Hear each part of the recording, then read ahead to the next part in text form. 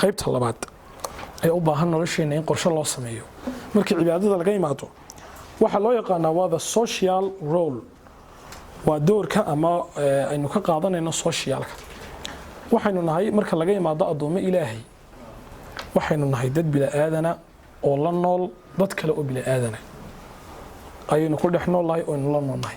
xayawaanaadku waxyaabo inaga duwan yihiin waxa kamid ah iyagu kaligood bay iska noolaan karayaan laakiin bila aadankii mar kasta wuxuu u baahan yahay bila aadan kale oo la noolaado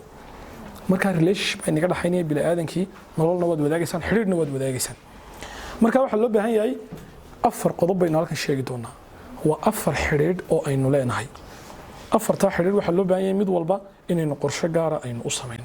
imika cibaadadii waan idin sheegay xaafadda way idin qorateen buugtaad ku qorateen xaafadda markaad ku laabateed ku noqoto mid waliba qorshe adiga kuu gaara ayaad samaysanaysaa kana waxa weeyaan waa la mid waa socialkii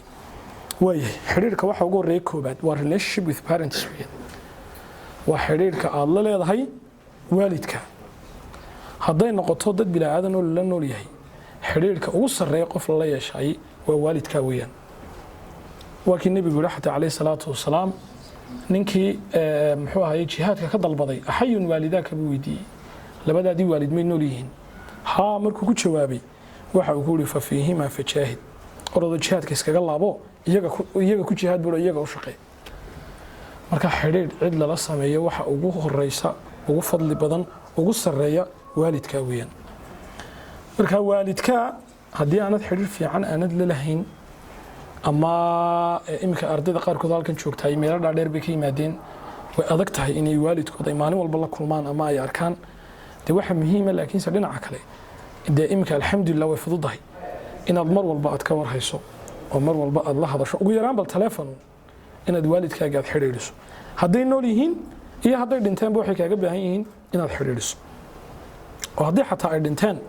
waxyaabaha waalidka ajarka loogu sii wado waxa kamid ah walad saalix ay ka tageen oo u soo duceeya marka inaad markasta ugu dadaasho inaad u ducayso inaad sadaqadii u bixiso saas oo kale waxa ku xiga xiriirka labaad waa relationship ama xiriirka aad leedahay family-gaaga ama qoyskaaga xiriirka aad leedahay weeyaan qoyskaaga waa qolada labaad ee ku soo xigta muxuu ahaayay labada waalid walaalaha iyo dadka aad la nooshahay oo dhan iyo qaraabadaadaas oo dhan muxuu ahaayay qoyska awlibana qaraabadii guud ma waa qaraabadii qoyska iyaguna waxay u baahan yihiin inaad si wanaagsan aad u xiriiriso inaad u samafasho qofkii baahan inaad wax la qabato sida aad u socoto waxa ku xiga xiriirka saddexaad waa relationship-ka ama waa xiriirka la leeyahay qaraabada inta kale inaan qoyska ahayn family-ga iyaguna waxay u baahan yihiin xiriirkoogu inaad yagnaad balance ka dhigto inaad booqato inaad ka war hayso haddii ka fog yihiin inaad la hadasho saas oo kale aad u socoto dadka qaarkood waxa jira family-googa ama qoyskooga zero ka oonan la hadal ama aanan u tagin ama ugu yaraan laga yaabo in intaasoo ay ka soo wareegtay inay is arkinba marka waxa loo baahan qaraabada wa aatid alqurba haqqahu bilahi qaraabada waxa aad siisaan xaqeega siiya waana wuxuu nabigu alayhi salaatu wasalaam man ahabba an yunsa lahu fi atharihi qofka jecel in umrigiisa loo dheereeyo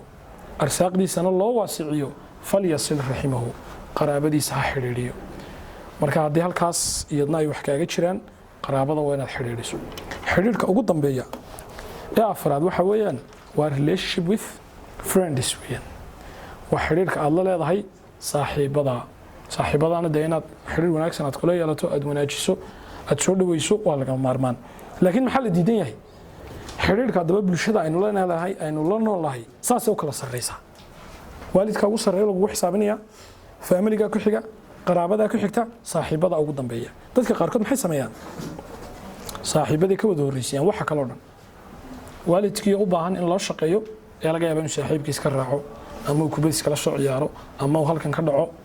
mid ogaada aakhire ilaahay kuma xisaabinayo saaxiibka maxaad u xiriirin weyday iyo maxaad uga tagtay iyo maxaa cid marna lagu weydiin maayo laakiin waxa maskaxda ku haysa waxa lagu weydiin doonaa waalidka dad xiriirintiisa aad yarayso lagu weydiinaya